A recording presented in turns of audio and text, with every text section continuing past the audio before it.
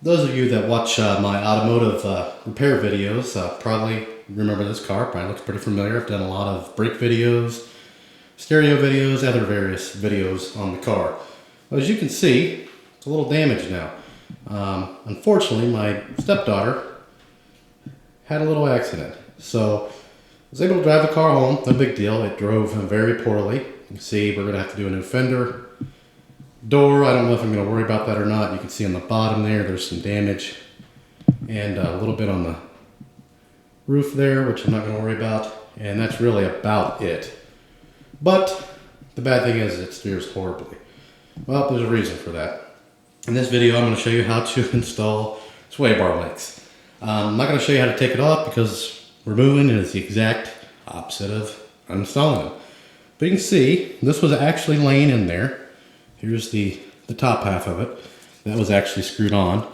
But anyway, you can see there's no end on it. It's completely, I don't know if that'll zoom in or if that'll focus, but it is completely just sheared off. So that would account for the poor handling. So this is the first step of the repair. I'll probably do a video on the fender as well, if I pound it out or if I just get another one from the salvage yard. But for now, we're just going to focus on this sway bar link. So stay tuned. We'll move down to the vehicle, and I'll show you how the new ones go in. Okay, now that we're down by the vehicle, we've got the parts here. You get the new bolt. You get 4 of these washers, 4 of these bushings, a sleeve, and then last but not least, you actually get just a replacement nut, which is right here.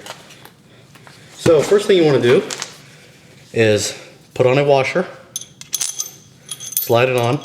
Now these bushings, and these may vary, so take a look at your old, the best thing to do is take a look at your old setup, copy off that. See these got like a little nipple on them? The nipple always goes towards, whether it be the sway bar link or the control arm. So this concave portion here will fit inside of this concave portion of this washer. So that always, it fits really well, like such. So you want to put that through the control arm. The next thing that will go on is another bushing. The little nipple side is facing down into the control arm. You might want to grease these up a bit. Probably should. I just haven't. Next thing you want to put on is a washer. Next thing would be the sleeve. And again, this will vary. This is on a Pontiac, so it will vary. Another washer. Another bushing. So we're done with the bottom half. And then we've got to put that through the actual sway bar linkage. And we need to move it up, which can kind of be, I've got the other side on. You shouldn't tighten down the other side all the way, which I have not done, but apparently I've done it enough to cause a little bit of headache here. So we'll get that started. There we go.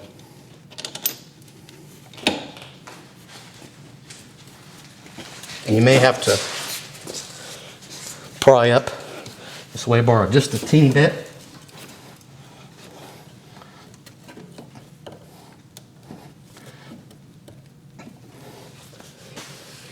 And if we had something to pry with, we'd be okay. Here we go. Shouldn't pry with this, but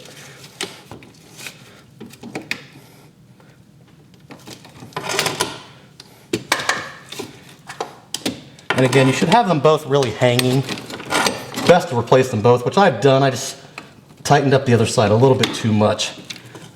There we go. Don't know if you can actually see that. Might not be able to. See the nut go through? And I apologize if you can't see this real well. I've got a lot of light on it, but again, so you put another bushing on, another washer. Go ahead and put the nut on, and then tighten it down. The last thing you want to do, get it somewhat snug, not real snug, just tighten it down by hand. Get your torque wrench excuse me, and tighten it down to 15 foot-pounds. On this particular model, check your manual, whatever you're using. Sorry about that, a little break. Had a little bit of a coughing spell there. Anyway, put the nut on, and then use your torque wrench, tighten it down to 15 foot-pounds. On this particular vehicle, check your vehicle, but do go by the recommendation. Don't tighten it real tight, don't leave it too loose. That will jam up your suspension. So essentially that's it. Put your tire back on and lower the vehicle. You may have to have an alignment. It just depends on your situation. This car will need alignment since it met its maker with a, well, not its maker, but a pretty good match with the fence. So, as always, thanks for watching. Please subscribe.